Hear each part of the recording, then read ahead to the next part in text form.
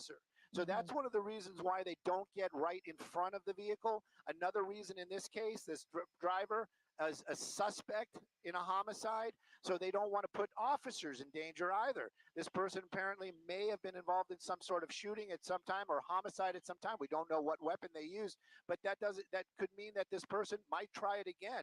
And if those officers block him in, that the suspect gets into a desperate situation, that might happen. So they really put a lot of thought into what's going on when there's chases are happening. And those officers from LAPD, highly trained. It isn't just what we see where just get behind them and chase them.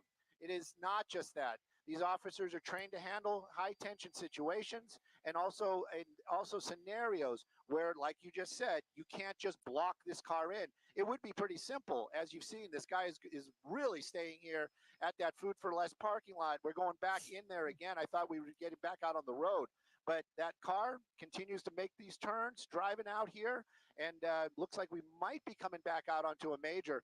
But amazing how that little car just keeps going this morning. Opposite. This makes me nervous whenever there's potential for the vehicle to go in the opposite direction against other vehicles. But interesting that this person stayed in that parking lot for quite a while. Almost a few times it looked like he or she was about to stop, right? Pull into a parking spot almost Mike's and give up. Coming at us. But we're back into a residential neighborhood now. It's 9:40 in the morning. I mean, people are still kind of making their way out of the house. You know, people are walking around. Southbound. This is what gets really scary and dicey. And it's not like what you see in the movies. As Stu was mentioning, there is protocol in place for a number of reasons, mainly for the public safety, for officer safety. And clearly, we all want a resolution to this, obviously, but they have to do it in the best and productive, most safe manner as possible. And there you go. Or the driver, he or she, picking up speed there, even in a disabled car that has hit a number of other vehicles throughout this pursuit so far, entering that intersection where there is a main strip right there, two-way traffic, and making loops at this point, Stu. He just keeps making these big circles right here, and he was over at that Food for Less parking lot. Now he's in that neighborhood nearby. A lot of times, these, the driver, the suspect, and again, I have no inside information at all, might be on the phone and might be making phone calls and trying to find out a way to hide up. In this case, he's out and running right now, and you can see this suspect making a real go at it there. I almost want to bring up the speedometer, kind of get an idea how fast that person is running. About 15 miles an hour. And of course, underneath a tree, I saw it. He went southbound right there. We're going to keep an eye on him.